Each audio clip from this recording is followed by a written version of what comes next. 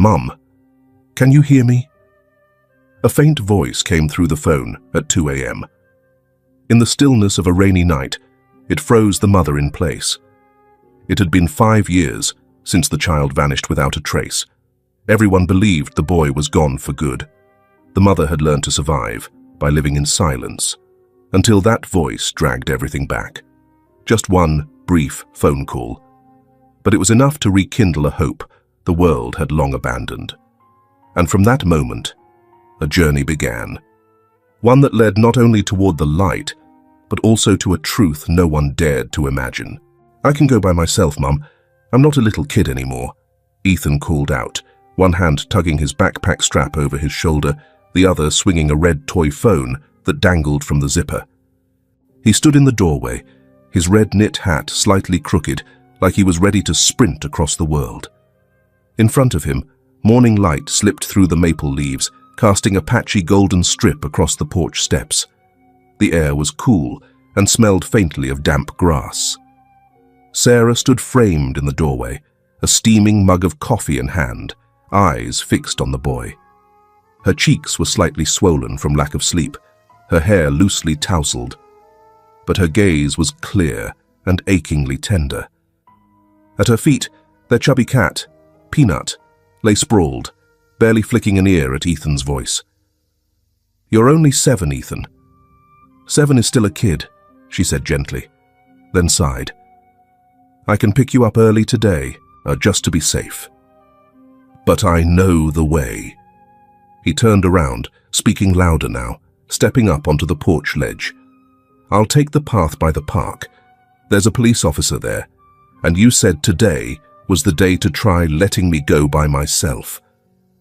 Sarah glanced at the kitchen clock, 7:10. Exactly 20 minutes left to make it to the library. Her mornings always began with cataloguing old books, a dull task, but it kept her mind from wandering. She looked back at Ethan. His silver-grey sneakers were a little crooked, one sock higher than the other. His hand gently clutched the red toy, always hooked to his backpack, a pretend way of calling Mom whenever he missed her. A quiet pause passed between them. Sarah lowered her voice. "Just for today. Call me right after school. No changing routes, no detours, no running. Deal?" "Deal. I promise." Ethan nodded eagerly, then raised 2 fingers to his chest, drawing a shape like a superhero. Super Ethan never breaks a promise. Sarah let out a soft laugh, not quite a full smile, but enough to warm the morning fog between them. "Go on, big guy." She nudged the door open. Ethan hopped down the steps, turned back once to wave. "Bye, Mom. Love you." Sarah watched the small figure run along the fence, then disappear into the narrow lane beside Mr. Carter's house. Only after he was completely out of sight did she step back into the kitchen, holding her coffee cup between both hands, as if trying to keep hold of the warmth she'd just let go. 3:12 p.m. Sarah turned on the oven, slid in a frozen pizza, then glanced at the clock again. 3:12. She looked out the window. No sign of him. Ethan's soccer shoes were still on the floor. The red hoodie she'd washed yesterday still hung on the chair. 3:20 p.m. She opened the door, stepped onto the porch, walked down the street. No voices, no familiar shout of, "Mum, I scored a goal today," like always. She made it to the corner near their house, moving quickly without knowing where her feet were taking her. In her mind, one image repeated, a blue backpack and the red plastic toy phone swinging from the strap. 3:37 p.m. "We didn't see Ethan on the playground after school," Miss Alice, his teacher, repeated on the phone. Her voice was steady, almost too steady, like she was trying not to panic. But a few students said they saw him leaving with a group of kids out the side gate. Sarah ended the call, her heart clawed raw. She dialed the police. 4:15 p.m. Detective Reed, head of security. Tall, salt and pepper hair, square jaw, and the quiet posture of someone long used to working in silence. Beside him was his partner, Dana, a sharp-eyed young woman with a quick, alert stride, like she was always chasing signs no one else noticed. "Mrs. Sarah," Reed nodded. "We'd like to know the school release time, his daily routine, and anything he usually does after school." Sarah opened the door. The house wasn't messy, but everything inside seemed to be holding on to a warmth that had just slipped away. On the table sat a half-finished cup of morning coffee. A children's book lay open, its pages bent, Spider-Man's corner folded at an odd angle. "He always walks straight home. Doesn't stop anywhere," Sarah said, trying to keep her voice steady. "Today was the first time I let him walk alone." "I didn't think—" Dana sat down, tapping on her tablet. "Does he have any close friends? Has anyone been watching him? Any strange vehicles in the neighborhood?" Mrs. Janet, an elderly neighbor across the street, was standing on her porch. She stepped closer, speaking quietly. "This afternoon, I saw a black SUV, unfamiliar. It slowed near the left path by the side gate at school. But could have been a delivery truck too." Reed nodded without comment. He took notes. Then Dana held something up, a red toy phone, plastic, one side chipped, fake speaker scratched. "We found this 2 blocks from the school gate. Does it belong to Ethan?" Sarah didn't answer. She sank to the floor, clutching the toy like it was her child. Night fell quickly, but Sarah's apartment remained dark. The shadows didn't feel threatening, more like a blanket she pulled over herself to hush the hollow call inside her heart. Peanut lay curled at her feet. The TV flickered with the local news. A 7-year-old boy named Ethan Miller went missing this afternoon. San Mateo police are working with the local community to search for him. He was last seen wearing a blue jacket, jeans, and a red knit hat. Sarah didn't hear the rest. Her eyes were locked on the tiny pair of shoes by the door. They still sat there, untouched, as if waiting for their owner to burst through, swing the door wide, and yell, "I'm home!" But the door stayed closed. San Mateo, in the late afternoon, was so quiet, it felt like time moved slower here than in the rest of the country. The lavender bushes behind the library had already browned at the leaf edges, though it was only early spring. A breeze slipped past the eaves, tugging gently at a few faded ribbons still left hanging from someone's forgotten Christmas. In the temporary office of the public library, the old printer whirred steadily. The smell of paper, ink, and days with nothing new all blended into one, so familiar that it was hard to tell where the air ended and memory began. Sarah sat behind the desk, a highlighter in hand, marking overdue returns. An old, worn children's comic book slipped out from the lower cabinet. She paused, looking at it. A chubby blue dinosaur, still bright on the cover, though the edges were dulled and frayed. Nothing special. Just a book. But it stole the breath from her for a few seconds. She filed it into the archive, like everything else from the past.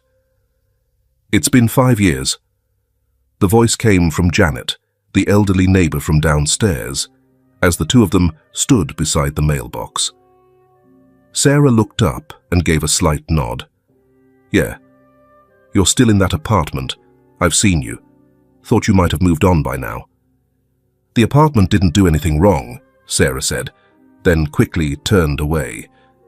Janet didn't respond. Maybe she realized she'd said too much.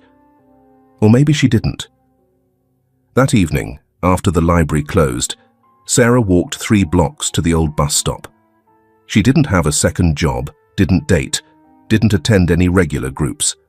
She just went home, where every object stayed exactly where it always had, as if waiting for a small hand to return, and for time to resume without ever having stopped. The silver tin box was hidden deep in the bottom drawer, the one that usually held dish towels. Each time she opened it, she took a deep breath. not because of the dust, but as if bracing herself.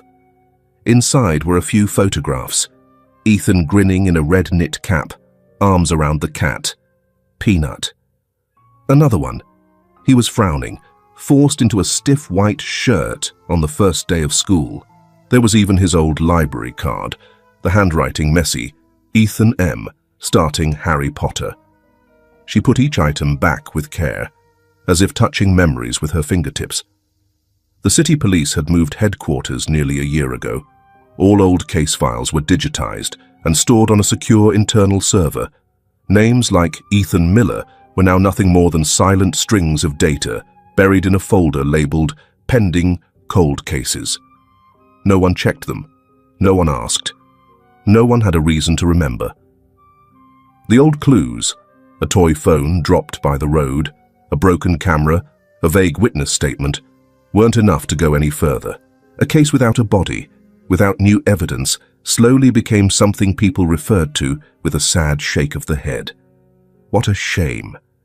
Detective Reed, the one who had come to Sarah's apartment the day Ethan disappeared, had since been transferred to Internal Affairs after an internal probe. Sarah hadn't heard it from him.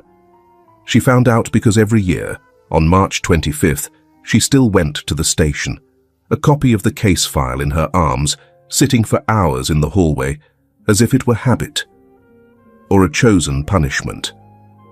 This year, the one who met her was a young officer named Kevin. His face was still fresh, his skin not yet sun-darkened from too many hours posted at scenes. But it was his eyes that made Sarah pause. There was still curiosity in them, a rare thing among those long used to unsolved cases. "Ms. Miller, I read the file," Kevin began. His voice was hesitant, but earnest. "There were a few things. About a black SUV someone briefly mentioned, and the traffic camera on the next block. It was down at the time, but I don't think it was ever pulled later." Sarah stopped. She didn't ask how he accessed the file. She asked the only thing that mattered. "What do you plan to do with those details?" Kevin looked down. His shoes were dirty, like he'd just come from another scene. He slowly shook his head. "Actually, Captain Joe won't authorize reopening the case. He said it's been too long. No physical evidence, no developments. And unless there's a new lead, reopening it would just go in circles." Sarah wasn't surprised. She'd heard that line too many times. The first year, the third, most recently, last year, from a desk assistant, not even an officer. "I know." She said it softly, as if confirming something that had always been true. "There's nothing left to hold on to. No trail, no witnesses, no body, not even hope." Kevin looked like he wanted to say something.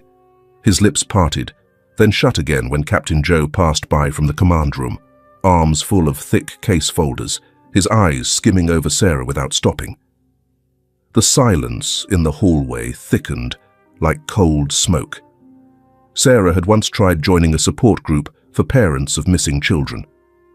They met once a month on the third floor of the community center, where the hallway carried the faint sound of someone practicing piano downstairs. She sat in the circle, listening to the others speak. One mother said her son had been missing for 8 years, only to be found 2 years ago. He'd run off with a girlfriend.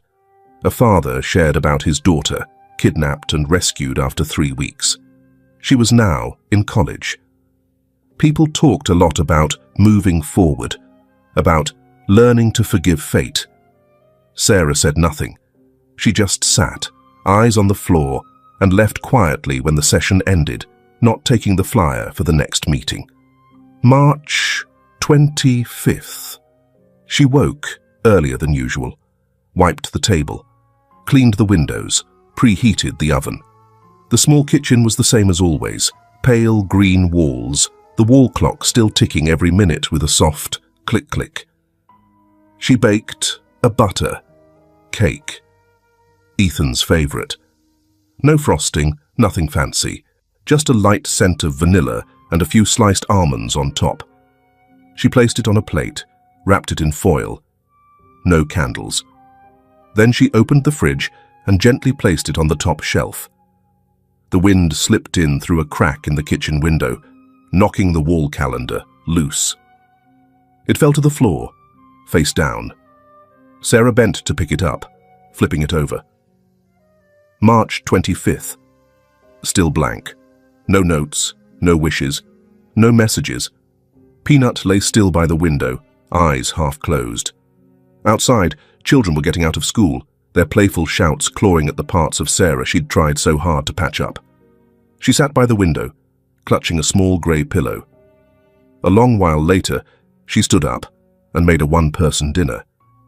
When the streetlights came on, the neighborhood was quiet, and the second-floor apartment, like every year since, held no voice calling someone home.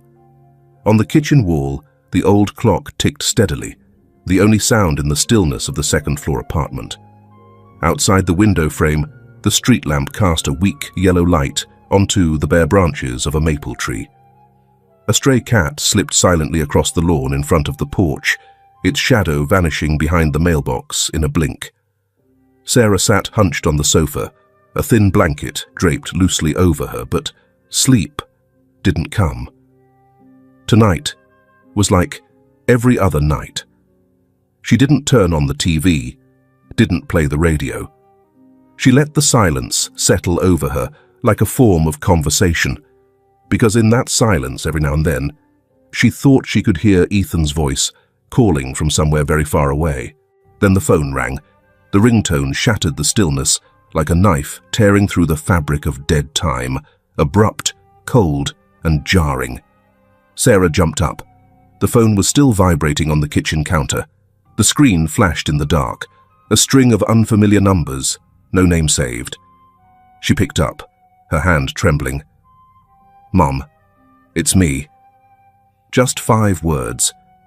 The voice was soft, barely more than a breath, weak, hesitant, and so familiar it made Sarah's knees go weak. She hadn't even found her voice before the line went dead. Sarah rushed out of the house in her pajamas, throwing on a thick coat. The night outside her familiar neighborhood felt suddenly foreign. She drove to the police station without music, just the sound of her tires scraping the empty road like the ragged breathing of someone trapped in a dream. At the front desk, a young officer named Mike, on the job less than a year, looked up from his paperwork. "I got a call. It was Ethan, my son." Sarah held out her phone. "I'm not dreaming. There's a call log. Look." Mike nodded, took the phone, but his expression gradually shifted. Wariness, maybe. Maybe he thought she was hallucinating. Maybe he figured she was just another mother refusing to accept the truth. Kevin happened to be walking by, a fresh cup of vending machine coffee in hand. He was the new IT tech, just transferred in from Wisconsin, the youngest on the team, usually assigned to night shifts. He paused, glanced at Sarah, and stepped closer. "Was it an unknown number?" he asked quietly. Sarah nodded, eyes brimming with tears. His voice hadn't changed, just like that last day, before he vanished. Kevin took the phone, glanced at the screen. He didn't speak. He simply pressed the Save Number button, his expression sharpening. "Let me check the internal switchboard log. I might be able to trace the signal tower." 30 miles away in another town, Detective Reed was gently wiping his bedridden wife's hands. When his phone buzzed, he almost didn't hear it. But when he saw Sarah Miller's name on the screen, he picked up right away. "I think he called me, Reed." Sarah's voice was choked. "I'm not sure, but he said, 'Mom, it's me.'" Reed was silent for a few seconds. Then he stood up, reached for his coat, and whispered to his wife, "I'll be back soon." Sarah sat alone in the police station hallway, the hard plastic chair cold against her back. The fluorescent lights above flickered with a slow pulse. At the far end of the hallway, the soft crying of a child echoed. A patrol officer walked in, carrying a little boy who had gotten lost, about 7 or 8 years old. The child was shaking, his eyes red and wide. Sarah looked up, and their eyes met. Her heart faltered. It wasn't Ethan. But for one fleeting moment, she saw that same look, that look her son had given her once, the one that said, "I know my way, Mom." She turned back to her chair, phone in hand. The call was still logged on the screen. She pressed replay. "Mom, it's me." She jerked her hand away as if burned. The recording was only 3 seconds long, but each time she played it, it struck her like a blow. She played it again, then stopped, then again, then stopped. Her hands trembled, but something deep inside her began to flicker, like an old ember catching wind again. Kevin came out from the tech room. The call was made from a payphone, corner of Highway 46 and Hawthorne. No camera, no location data. But I can try to trace the signal route, see if anything unusual shows up around that time. Sarah nodded, her lips pressed into a tight line. "Do you believe me, Kevin?" Kevin looked at her, then nodded gently. "Not because of the case file. Because I'm the child of a mother who once lost a child. I know a real voice. You can't mistake it." By the time Reed walked into the station, it was nearly morning. The air smelled of stale coffee, the yellow lights buzzed, the old hallway quiet. He saw Sarah and sat beside her. "You never stop, do you?" Sarah shook her head. "I just never believed he was truly gone." Reed exhaled, his eyes landing on the copy of the old case file clutched in her hand. The file had nothing, just vague witness accounts, an unlicensed SUV, traffic cams glitched out. No DNA, no living evidence.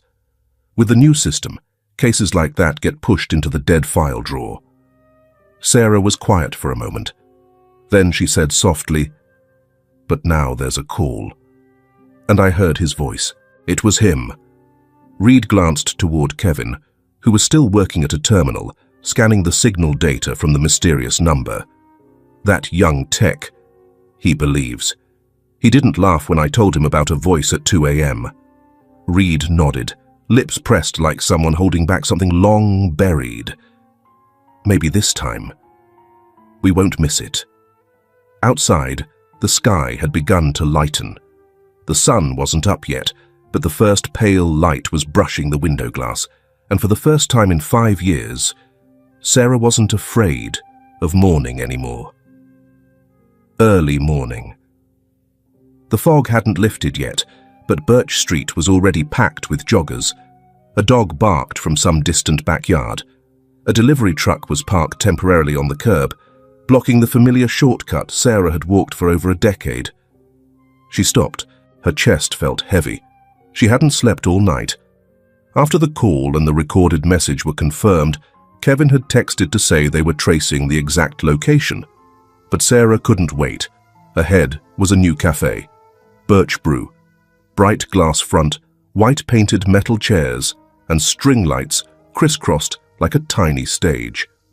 But 5 years ago, right there, a white banner had stretched across the street. "The whole town is looking for Ethan." Now, no one looked at her. No one knew. No one mentioned it. Sarah stood there for a few seconds, then turned away. She didn't hate being forgotten. It was just colder than winter. At the downtown police station, Kevin, a young tech recently transferred from Wisconsin, was sitting beside Reed. They stared at a computer screen, playing old footage from a security camera at a suburban convenience store. Paul, the store owner, was aging but still sharp and had kept the habit of backing up data on external drives. "That's the payphone where the call came from," Kevin said, pointing to the bottom corner of the screen. "Across the street, left side of the frame." Reed nodded. His face lined with age, but his eyes stayed sharp. He'd been retired a year, yet he couldn't seem to let go of the job that had shaped half his life. And he had never forgotten Sarah or Ethan. In the surveillance room, Kevin was now showing another video, this one from a CCTV camera mounted beside an old woodworking shop, about 60 feet from the public phone. The camera had never been registered because the shop owner had installed it to watch the lot behind the store, but by chance, it partially faced the payphone. Pause. Roll back 5 minutes. Kevin rewound. A figure appeared. Hood pulled up. Dark jacket. Face not visible. The person stood near the phone, left hand holding something, hesitating. Slow it down. Look at the left wrist, Reed whispered. The image blurred, but Kevin managed to zoom in slightly. There was a mark on the wrist, something like a scar, running from the back of the hand up toward the elbow. Ethan fell learning to ride a bike, Reed murmured.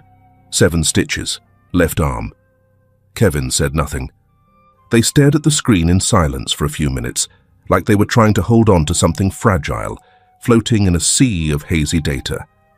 That afternoon, Sarah knocked on the door of a red brick house on Birch Street, Janet's place, the neighbor she'd been close to for 12 years. Janet opened the door with a fabric glove in one hand and her silver hair pinned in a high bun. Sarah. My goodness. It's been so long. Janet pulled her inside, no questions asked.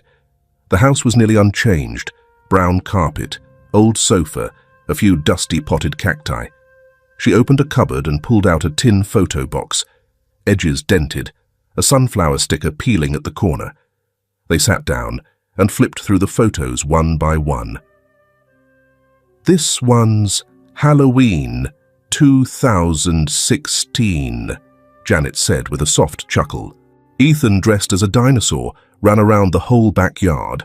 Sarah smiled faintly. But when Janet handed her a photo of Ethan sitting on a swing, holding a blue backpack with a Lego robot patch in the bottom corner, she froze. That backpack... I never mentioned it in the original description, Sarah muttered. No one asked, and at the time, I just forgot. Janet nodded. He brought his little wooden knife that day, the one he called his light sword, remember? He said, it was to protect you from the bad guys. Sarah gave a quiet, sad laugh. She gently ran a finger across the tiny face in the photo. Those eyes, somehow, looked straight into the camera, as if they already knew someone would need to remember this image. Late at night. The doorbell rang. Clara, the reporter who had first covered Ethan's case, stood on Sarah's porch. Same neat black hair, same deep eyes, though now they'd softened. She held out a folder. I heard about the call.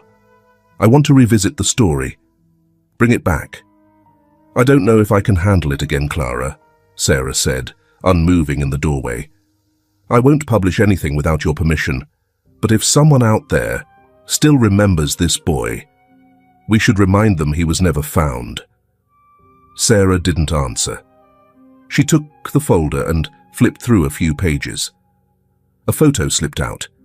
An old one Clara had printed with her 2018 article. Ethan smiling, holding a toy phone. Late at night. Sarah returned to Birch Street. She walked to the old lamp post, the one where she used to tape up missing posters of her son. She reached out and touched the spot where the tape had once been. There was still a faint patch of glue, worn thin with time.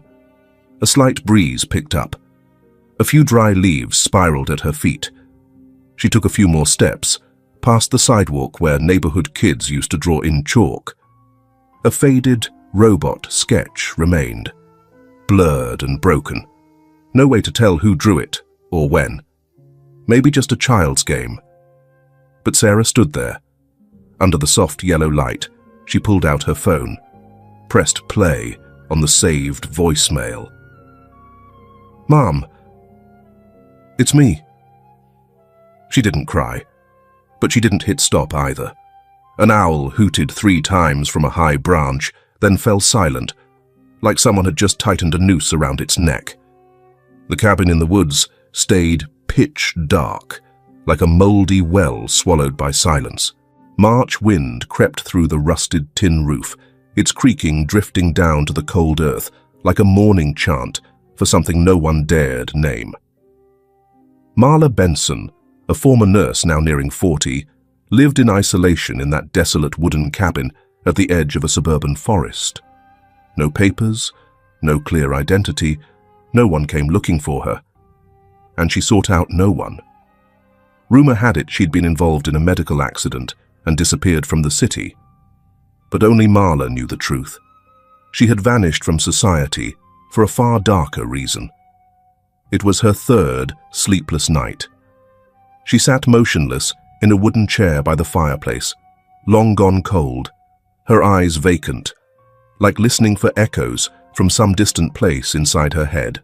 On the table sat an old radio, the only thing she'd kept from her time living with David. It sat silent, gathering dust, but now and then she still turned it on, as if the boy's voice might come back through the static. "You're losing it, Marla," she muttered. "You're out of your damn mind." A few days earlier, she'd heard it on the local news. The missing person case of Ethan Miller was reopened. Police said they'd received a mysterious phone call, just a few disjointed words. But that name, Ethan, hit her like a blade pulled out backward. Marla knew. She knew everything. David Harper, the man Marla had once loved, once trusted, once shared this house with, was Ethan's biological father. Years ago, David had lost custody after multiple abuse allegations. He claimed it was a setup by his ex-wife. He said every court had gotten it wrong. Marla, fresh from her mother's death and drowning in grief and panic, had listened and believed. She had no idea. Not until the day David brought home a boy with frightened eyes, clutching a toy phone, and said, "From now on, he'll be staying here." That afternoon, Marla went to the edge of town market, one of the few places where no one paid attention to her presence. Greg Sloan, a short, stocky man, with a cigarette always hanging from his lip, once a business associate of David's, now managed the storage shed behind the bar. Greg had helped David with supplies, food, medicine, and was one of the few who knew Ethan had once been hidden deep in the woods. He spotted her, smirked like a fox. "I just need to ask one thing," Marla said, not bothering with small talk. Let's say I wanted to tell someone, would I get in trouble?" Greg glanced around. "Don't think like that. You were there, weren't you? 5 years.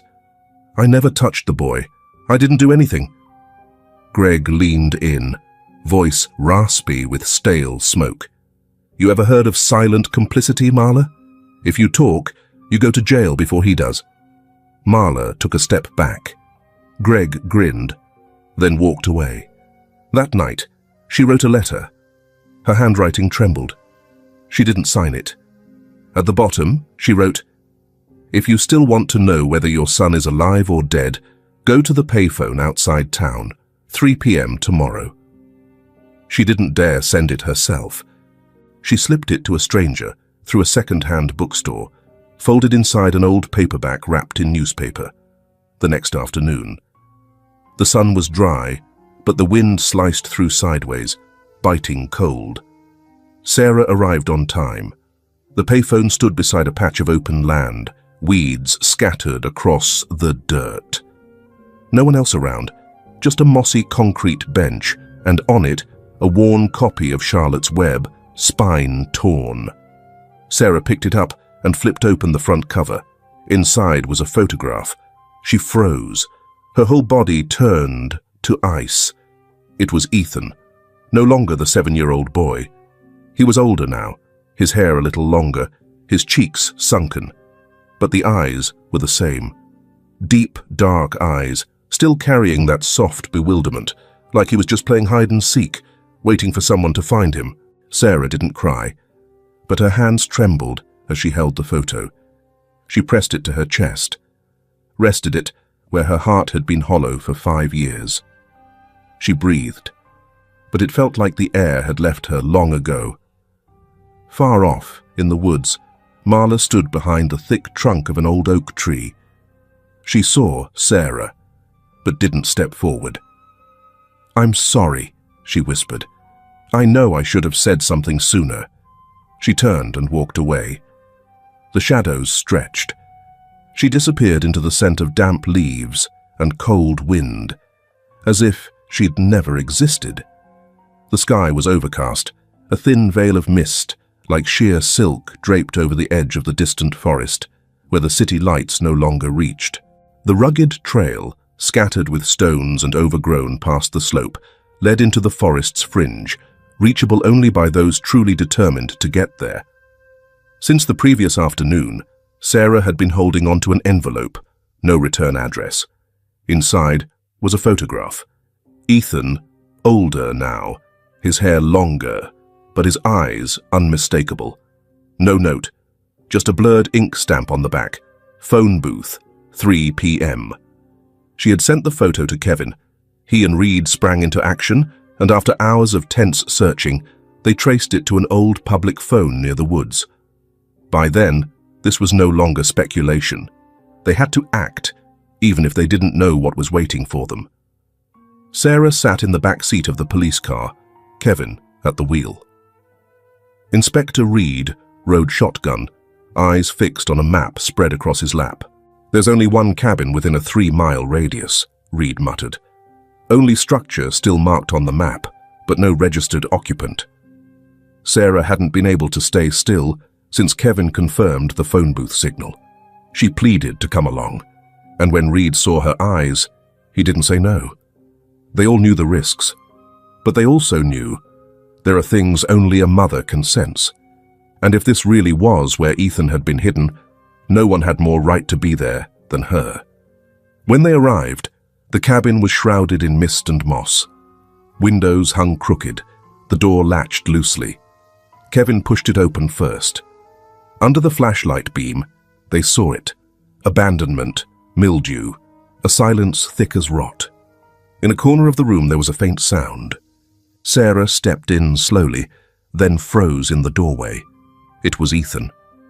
He sat in the corner, clothes hanging off his thin frame, skin pale, still clutching an old toy phone, his fingers stiff like they were clinging to the last piece of a world he couldn't let go of. His eyes were vacant, as if still trying to see past the walls, like a wounded animal caught in the open. Sarah knelt. She didn't speak, didn't call his name. She just laid a hand gently on his shoulder, as if afraid that anything firmer might make him disappear. In that moment, all she could feel was that small back, still warm. That warmth was the only thing holding her together. Ethan flinched. He pulled his shoulder in, bowed his head.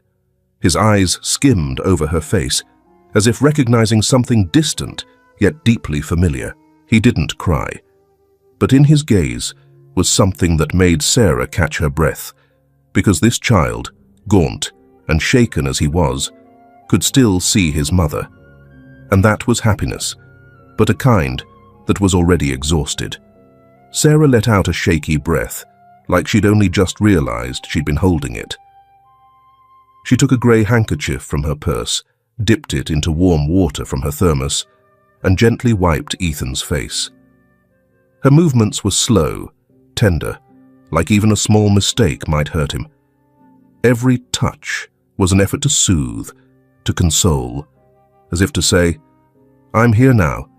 You're safe. You don't have to say anything. Just stay here." Outside, Marla was being handcuffed by police. She didn't resist. When Reed questioned her, she said only one thing. "I let him make a call. Just once." David wasn't there. Inside, Kevin found a map, along with a folder full of documents, multiple locations marked, everything from gas stations to points on the power grid. It was clear this had been carefully planned. All that remained was the right moment to vanish. Sarah didn't know what would come after tonight. All she knew was that Ethan was still sitting there, clutching that worn-out toy phone, like it was the only thing tying him to a world that had once existed. She gently wiped his face, like someone shining a small flashlight into a dark corner, not to see everything, but just enough to keep from losing each other again. David was arrested while trying to cross the southern border using forged documents at a federal bus terminal near the Texas border. A brief chase followed when he realized he was being tailed. David ran into a cargo yard, vaulted over 2 shipping containers, but was cornered by federal agents.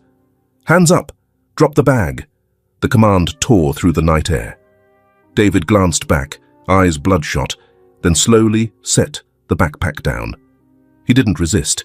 He simply held out his hands for the cuffs, face blank, as if none of it had anything to do with him.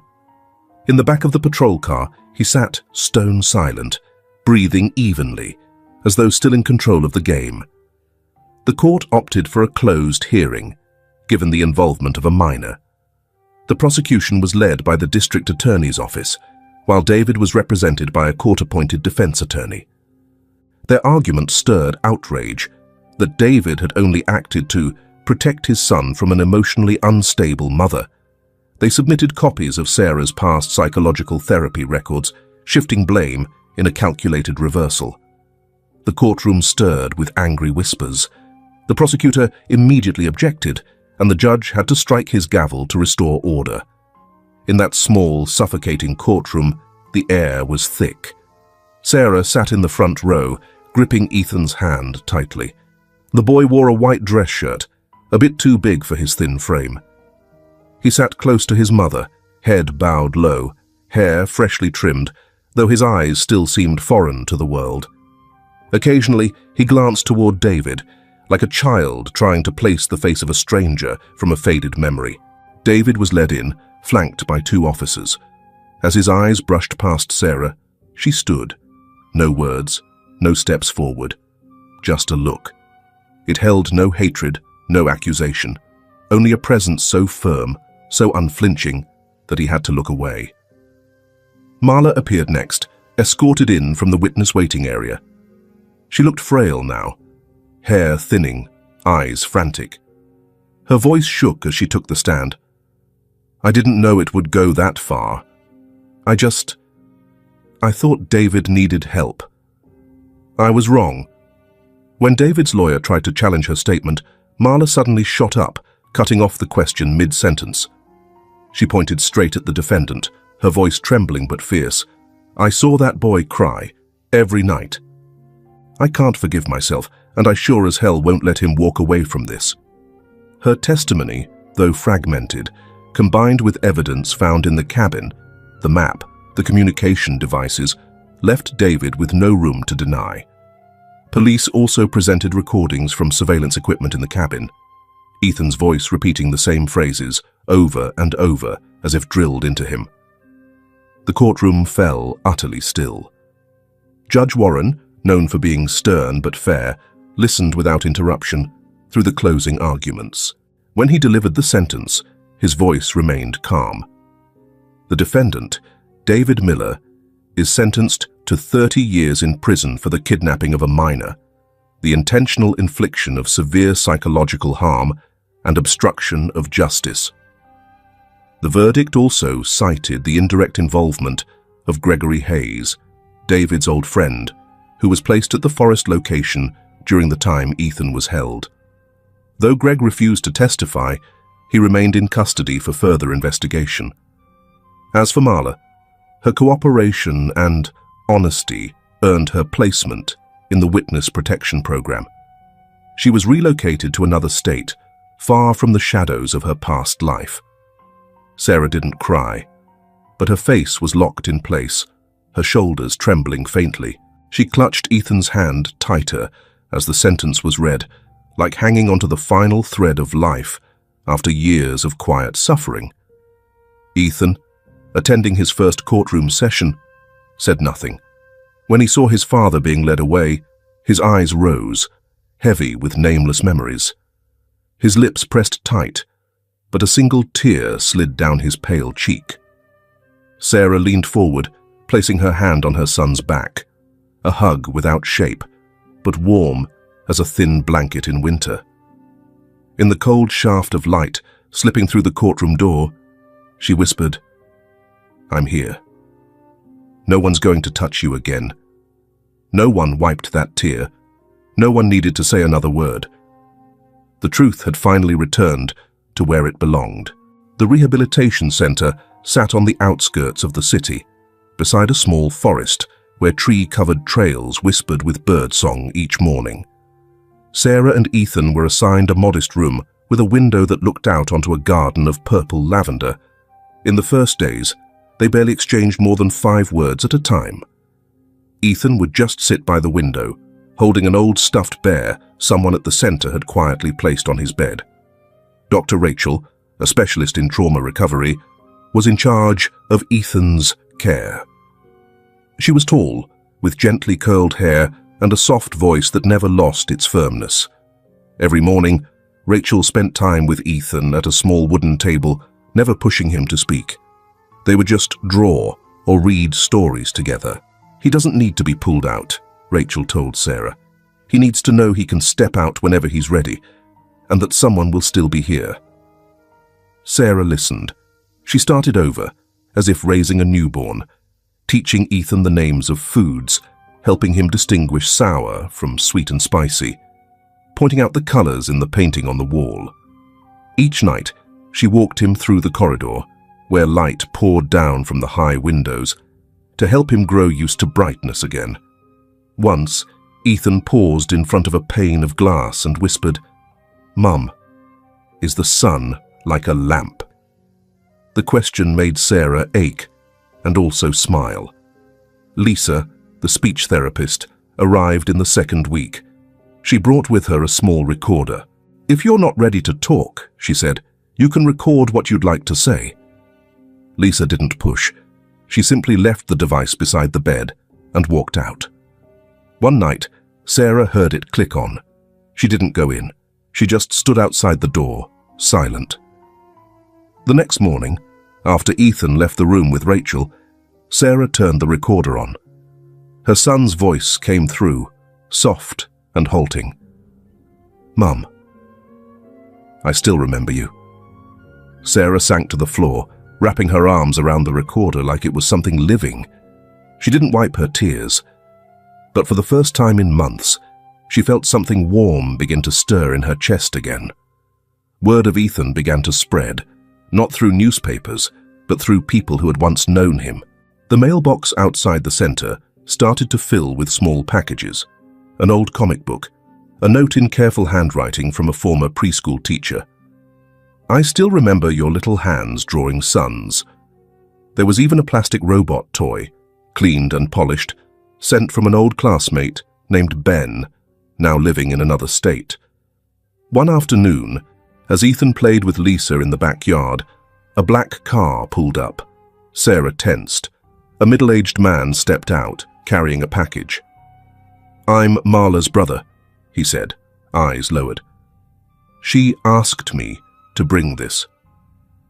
Inside was a photo of Ethan, taken when he first arrived at the cabin, and a short note. "I hope he gets to live a life filled with light. Don't forgive me. Just live." Sarah didn't respond, but that night she played the recording again for Ethan. He said nothing, only looked at her. Then, as he lay down in bed, for the first time, he inched his hand toward hers. Sarah stayed awake the whole night, eyes open, staring at the ceiling, and her hand, so close to his, didn't feel cold anymore. The next morning, Rachel handed Sarah a drawing Ethan had finished. It showed 2 figures, one big and one small, standing in a forest with the sun rising behind them. Sarah looked at it for a long time. She didn't ask, but Ethan turned and whispered, "That's you and me, Mom." In the days that followed, Ethan began to speak again. Not much, but clearer. He would ask Sarah sudden questions. "Is Peanut the cat still alive?" Or, "What was my favorite food back then, Mum?" Each question was like a tiny cut in Sarah's heart, but also a brick laid down, one by one, to rebuild the bridge between them. One rainy day, They planted a pot of mint together by the window. Sarah said, "Plants need light to grow." Ethan nodded, placed his hand on the damp soil and whispered, "So do I." A group of local students put on a small play in the center's yard about a boy lost in the woods who found his way home, guided by the light of the stars. Ethan watched from afar, sitting in Sarah's lap. When the main character shouted, "I'm home," Sarah felt her son's shoulders tremble slightly. That night, in the hallway's soft yellow glow reflecting off the ceiling, Sarah and Ethan lay side by side. She didn't talk, didn't tell a story. She just stayed there, her hand close to his, very close. And this time, Ethan reached out first. Outside the window, the wind rustled through the trees, the leaves whispering like a lullaby. A gentle breeze rattled the window pane, creating a sound so tender it felt like a hush. Sarah listened to her son's even breathing, and in that moment, she knew. There would be no easy road, but they were on the right one. And there was still light at the end of the tunnel. The rehabilitation center, where Ethan was receiving treatment, began expanding its program after receiving a flood of letters and phone calls from families whose children had once gone missing. One morning in late May, Sarah was invited to a press conference organized by the city to thank the agencies involved in the rescue. The press packed the room, cameras flashed brightly, but she declined the invitation to speak. "I don't want to tell my child's story through a flashbulb," she whispered to Dr. Rachel as they sat together in the center's small kitchen. "I want to turn what happened into something that helps others." That same week, Sarah began working with a community lawyer and Dr. Rachel to establish a small fund called Silent Light. The fund wasn't created to retell Ethan's story, but to connect families with missing children and support them with legal aid, psychological counseling, and media guidance. Sarah knew too well what loneliness felt like, and she didn't want others to have to walk through the dark alone the way she had. Clara, the former reporter who had interviewed Sarah during the first year of Ethan's disappearance, showed up unexpectedly at the center. This time, she wasn't chasing a story. "I want to write it again," she said, "but not a headline piece. A human story, if you'll allow it." Sarah hesitated, then nodded, but she had one condition. "You can't use the word victim. My son is a survivor." Kevin, the young officer who had followed the case closely, joined Lisa and Dr. Rachel to form the core team of the Silent Light Fund. They organized private gatherings where parents still searching for their children could come to speak, or just listen. Some shared for the first time about a child lost 10 years earlier. Some came only to sit quietly, but left with a hug. One late afternoon, while Sarah was tidying the bookshelf in the therapy room, Ethan brought her a drawing. "For you, Mom." Sarah took it in her hands. The picture showed two houses, one small, crooked, tucked deep in the woods, with a tiny figure at the window. The other glowed with light, its door wide open, and stars made of paper pasted on the windows. "Where is this?" she asked. Ethan thought for a moment, then said, "It's where I used to be, and where I want to be." Sarah said nothing. She brought the drawing home, to the second-floor apartment where she still lived, now with new curtains and a lavender plant by the window. She taped the picture on the wall, directly across from her bed. She stepped back and looked at it for a long time. The breeze from the open window stirred the edge of the paper. For the first time in years, Sarah left the window open all day. In the days that followed, the center held a small exhibition. No press, just family and friends. The children painted, made crafts, and told stories they'd imagined. Ethan joined in with Lisa. He made a paper lantern, and inside it, he placed a note that read, "I'm not afraid of the dark anymore, because my mum is the light." Lisa gave the note to Sarah. She read it, then carefully folded it and slipped it into her pocket. She didn't say anything, but her eyes glistened. That night, Sarah sat down to write thank you letters to every person who had helped her and Ethan. To Kevin, the young officer who never gave up. To Lisa, who gave silence a language. To Dr. Rachel, who never rushed. And to Clara, who chose to listen instead of judge. On the table, an old photo of Ethan as a little boy rested beside the new drawing. Between those two images lay a whole journey.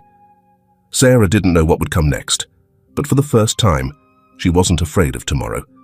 Outside the window, the street lamp lit up the tree leaves in soft golden patches. Sarah stood there, her hand resting on the sill. The wind gently stirred her hair. In the quiet, something was moving. Not loud, not obvious, but it was light. A silent, steady kind of light. The way love keeps going, even after all these years. One Friday afternoon, Sarah received a letter from a mother in another state whose daughter had gone missing 3 years earlier. It wasn't long, just a few lines. I don't know where to begin, but I read about Ethan, and I don't feel alone anymore. Thank you. Sarah folded the letter and placed it next to the family photo. That evening, she and Ethan sat out on the balcony, the soft glow of sunset warming both their heads. The boy now sat closer to his mother, resting his head on her shoulder without fear. She told Ethan about other children, just like him, who were being helped through the Silent Light Fund. Mum, can I write a letter to that kid? Sarah turned to him, her eyes glistening. Of course. We'll write it together. That night, Ethan picked up a pen and, in shaky handwriting, wrote the first line. My name is Ethan. I used to be scared of everything, but it's better now. I think if you want, we could be friends. Sarah read it and didn't change a word. She just kissed his forehead. Outside, the nightlights stayed on, like the silent light that lives in each of us. It rained steadily all morning. Raindrops clung to the windowpane like whispers from a past no one could quite make sense of. In the second-floor apartment, where Ethan and Sarah were learning to live again after 5 fractured years, the soft glow from the ceiling light spilled over the wooden table where an old family photo sat, a fragment of memory that never fully healed. That day, Sarah received a letter with no return address. The envelope was smudged from water.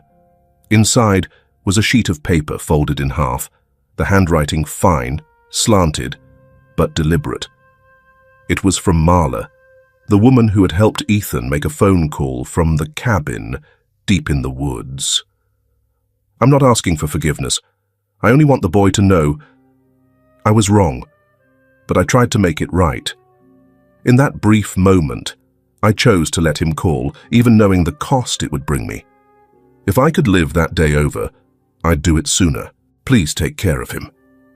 And if he ever wants to write back, I'll read it. Marla. Ethan held the letter, studying the handwriting. He said nothing for several minutes.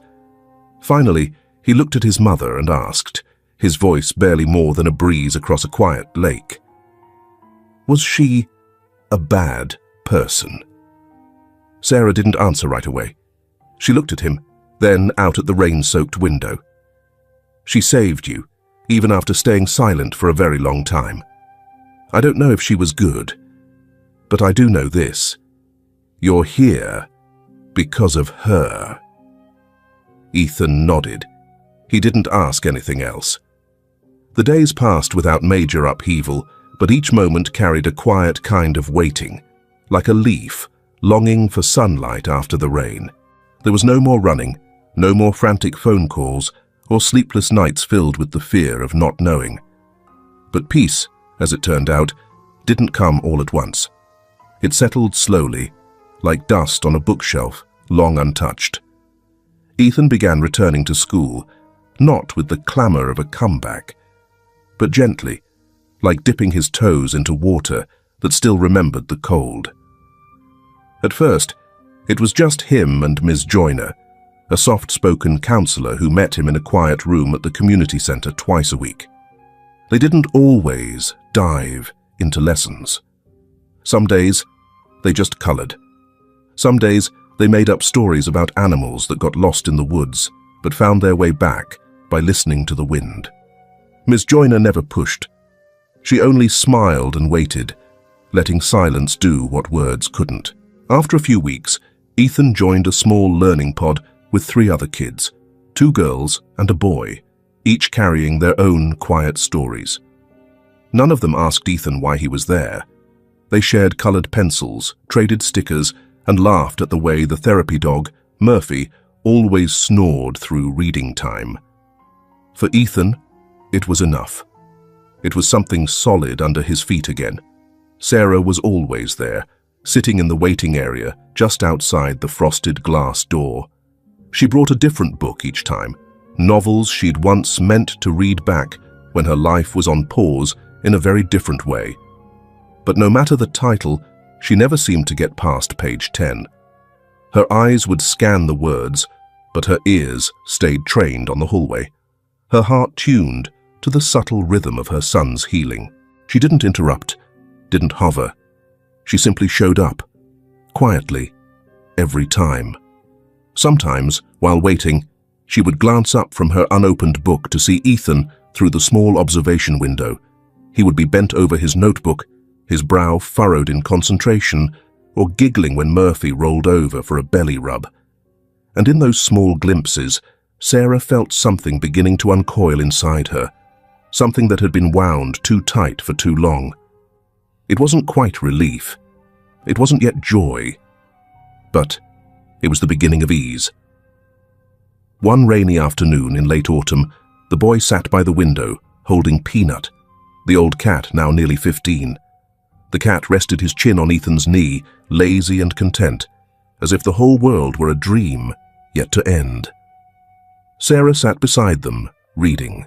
The room was still, broken only by the turning of pages and the soft fall of rain. No one spoke, but peace filled the space, a peace deep enough for 2 mending souls to sit side by side without needing words to hold them together. That day's local paper carried a small piece on the culture page, not the front page, not bolded in headlines. The article was titled, "5 Years in the Woods, and the Return of a Small Light." No one was singled out as a hero. No one turned into a symbol. But every name was mentioned. Sarah, the mother who never gave up. Kevin, the young officer who believed in a 2 a.m. phone call. Lisa, the quiet therapist who helped replant words. And Ethan, the survivor who didn't need a medal. Sarah folded the paper and set it down. She got up and walked to the window, where Ethan still sat.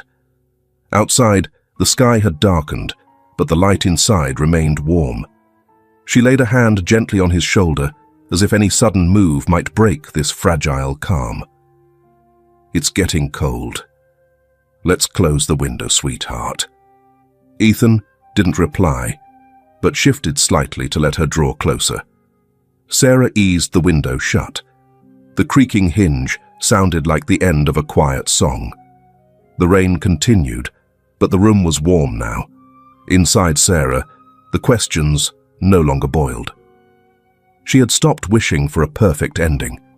She had learned to live with loss, the way people live with a scar, not something to erase, but something to live well alongside.